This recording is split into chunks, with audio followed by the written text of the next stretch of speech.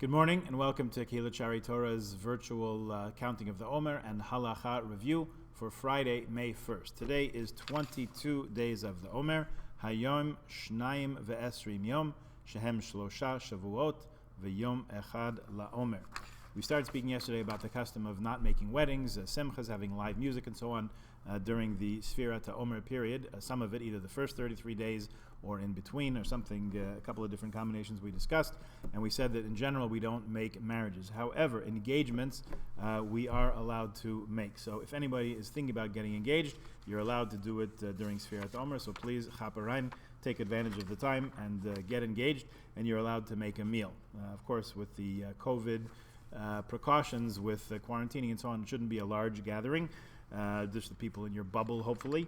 But you're allowed to, under normal circumstances, you're allowed to get engaged during this time and make a meal. It says, however, not to have musical instruments, and I'm quoting directly here from Rabbi Mordechai Eliyahu, you shouldn't dance much. So I guess you could dance a little bit, but as long as it doesn't get to be too much, that in the name of Kaf HaChaim. According to Mishnah Brura, they shouldn't dance at all. So take your pick of opinions there. Don't dance much or don't dance at all, whichever. One who becomes bar mitzvah during the Omer is called up to the Torah. We give that person an aliyah, and we make a meal in honor of the bar mitzvah, and we sing, but we should not have musical instruments at the celebration there. It says in various achronim, the latter day poskim. Songs, it says one should be careful not to listen to songs from a radio or tape recorder until Lag BaOmer, not even holy songs. So even the verses that have, the songs that are made of verses of psukim, verses of Torah and so on, we hold off until Lag BaOmer to listen to those.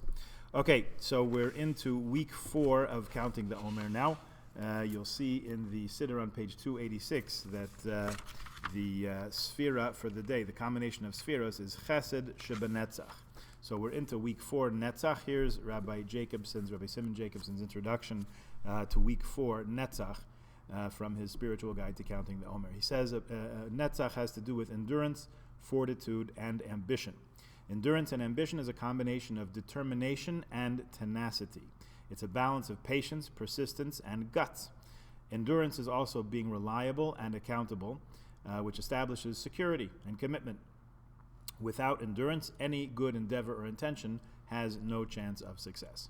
Endurance means to be alive, to be driven by healthy and productive goals. It's the readiness to fight for what you believe, to go all the way. Without such commitment, any undertaking remains flat and empty. It's an energy that comes from within and stops at nothing to achieve its goals. This, of course, requires that endurance be closely examined to ensure that it's used in a healthy and productive manner. So this whole week we could be asking ourselves, how committed am I to my values? How much would I fight for them? Am I easily swayed?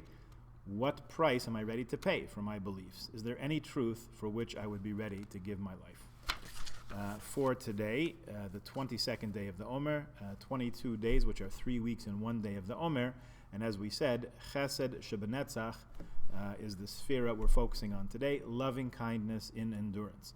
Here's Rabbi Jacobson. For anything to endure, it needs to be loved. A neutral or indifferent attitude will reflect in a marginal commitment. If you have difficulty making commitments, examine how much you love and enjoy the object that requires your commitment. Do I love my work, my family, my choices? For endurance to be effective, it needs to be caring and loving. Endurance without love can be counterproductive. Raw endurance can come across as harsh and aggressive, which undermines the cooperation of others. Out of sheer determination, one may often become controlling and demanding, driving others away. For endurance to be successful, it needs a loving and caring attitude, and it requires patience.